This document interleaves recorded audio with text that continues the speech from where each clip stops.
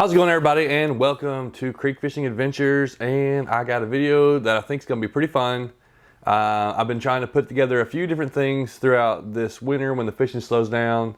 But also these are going to be things that are be part of fishing. This is going to be times when I almost died while fishing.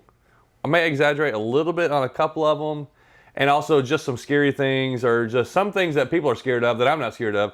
We're going to go through a few, but also I'm going to give you my top 5 most dangerous times that I have filmed when I was out doing fishing or out doing something, and it could have been a life and death situation. Of course, that can happen anytime when you're driving down the road, but it makes it more exciting when you got it on film, and you got a story to tell about it. So let's go through them, and we're going to start out with some simple things.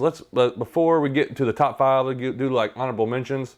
And first, let's go with like urban creek fishing. I go into a lot of places, sometimes way out in the country. We're going to show some of those, but a lot of people are scared of like the urban areas. Just fishing in middle of town. This right here is from fishing in Nashville. There was homeless people under this bridge. I saw it later on. There's like a little homeless tent. I see lots of that. That's pretty common. There's people living in tents and under bridges all over the country. Probably all over the world, so it's not really that big a deal. I just, anytime you're around anybody, you're going to be watchful. So, you're watchful. Another one is going to be slipping on rocks. Now, this one will come into play a little bit later on. Super slippery. But these kind of rocks are extremely dangerous. This is the NIKKO River, where the water had just come down. As you can see. And yeah, I think my buddy actually slipped and fell while we were fishing that day. He went out with me, and yeah, you gotta really be careful. Even if you have felt-soled shoes, you can fall really quickly. Another big one, snakes. I know some people love them, and some people hate them. I get a lot of comments about snakes. Do you see snakes while you're out fishing? What do you do about snakes? Are you worried about snakes? And I say, yes, I see snakes all the time, pretty much in the summer. Every time I go out to a creek, I'm gonna see one. I almost step on them sometimes. They're all over the place. This one right here, this is a snake. It came up, I had a bait fish. It came up and took my bait fish and swam off with it right underneath my nose. Like, we didn't even know it was there till it already came up and got that fish. There are snakes everywhere in these streams. Lots of people go out and catch them and stuff. Majority, 90% of the time, they're harmless as far as non-poisonous. And then falling and tumbling, that goes along with the wet rocks. You just gotta be careful. You can fall on a spike or something. Wading through sketchy water. This was in South Georgia, my buddy Blake. I would never have got into this water unless he did it. And he said it was fine, so I got in there. It's dark, you can't see what's in it. There is alligators that come through there. So we did that. Current is really scary to me. That's gonna come in play later on. This is the time on the Holston River. The water was flowing a little higher than we thought, and there was a couple spots we had to get through that was pretty tricky. Like, we couldn't just paddle straight through them. It would be easy to flip your kayak. And this kind of water, I almost fell just walking through here. And this kind of water, your feet can get taken out from you in a second. And it's all rock, so you can lose stuff, you can get hurt. There were some rapids. This is the highest rapids I had gone through at the time, and I was a little worried, but my kayak's pretty good, pretty big and stable. Made it right through it. I definitely was intimidated after doing it and staying straight and just learning about kayaking. I've gotten a lot more comfortable with that. But these are kind of things that happen pretty often now. Get into these kind of little situations. To get to some of these views, like this one in the mountains, it takes work and it's tough. This right here was one that I was pretty nervous at the time. We had to cross this gorge.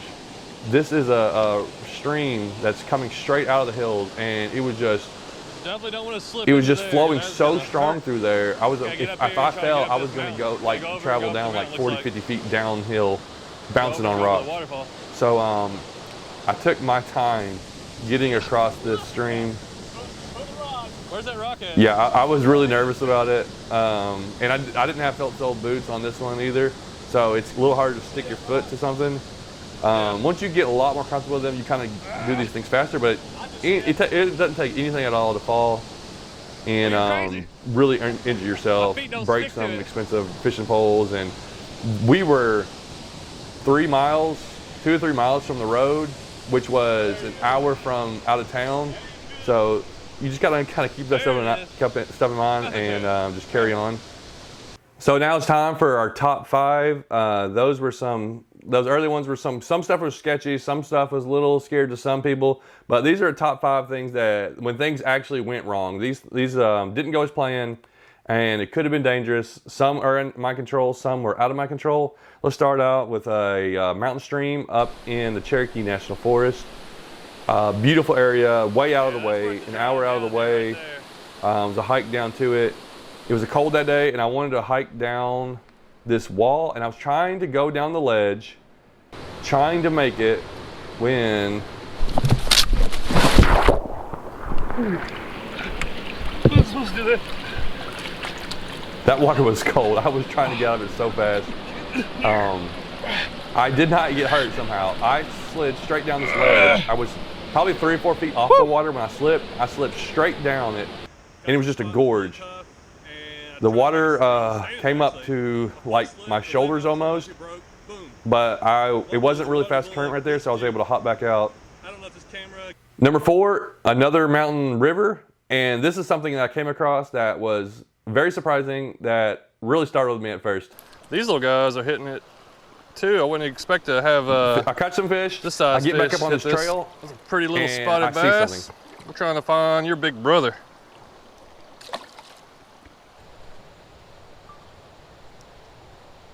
A bunch of wild hogs just went across the trail in front of me, going up that hill right there.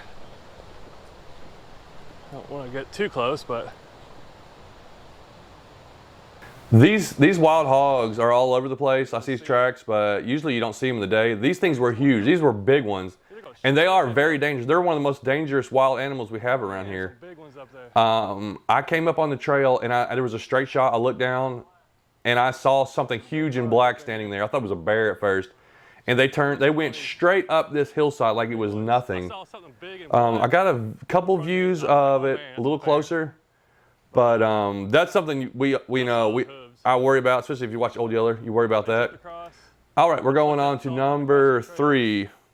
This is in Indiana, fishing with Ben from Hoosier Back Outdoors.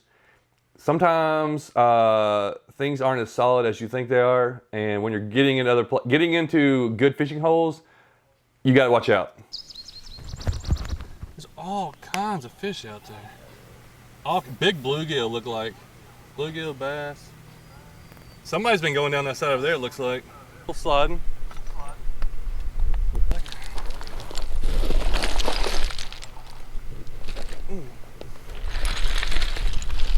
All right, about to start an avalanche here, so.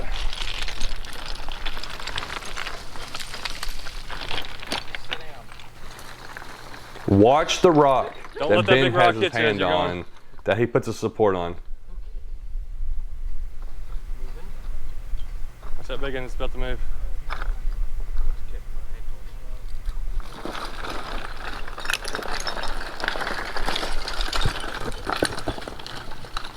As soon as he let go, kids. that big old rock starts sliding. That really made me nervous, and I was like, oh man, we really escaped one there. All right, well, let's just get to number 2, which is I'm fishing just a little creek that's in town here. Just a regular day out there catching some fish. And this stuff is edited out of other videos. So when it says wait for it, listen that's a good start. to hear what you listen to see what you can hear.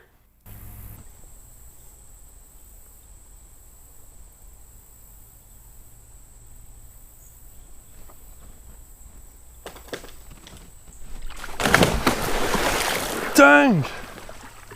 Holy cow! I just about got crushed. I heard a crack, and a log just fell out of that tree right there, right beside me. Ooh, thank you, Lord. That would have hurt. It's rotten, but man, I was like, it splashed me right beside me. Okay, I was trying to change the lure here. It turns out when a tree does fall in the woods, it makes a sound. Trees are falling. And if it falls on you, it's gonna hurt. All right, I've heard trees fall several times, and like you'll hear them. You'll be out somewhere, and you hear them fall, and you see it fall, or maybe a limb, like a rotten limb, or a widowmaker, they call it. That one, I remember hearing this faint crack, and I'm looking this way. It falls right beside me, and the you can see on the camera the splash. It splashes me on the side, and that wasn't even a giant limb, but that's one of those things that you're like, thank the Lord that I survived that, because that could have been bad. Well, we are up to number 1. This is a long time ago, my first ever kayak river trip, and this is the first one that got me into river floats, and I loved it. But it couldn't have started off worse. Check out what happens. All kinds of mush in his stomach.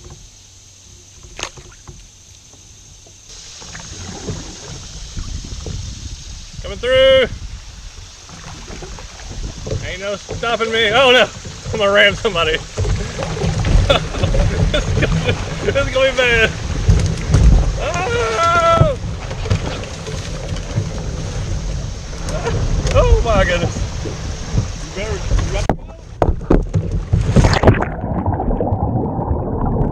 And down I went. So I had my front camera and I had it turned around just to go through this rapids area, like I'd done it a couple times earlier. I go through this one. This one has a real sharp, like, little current going through it.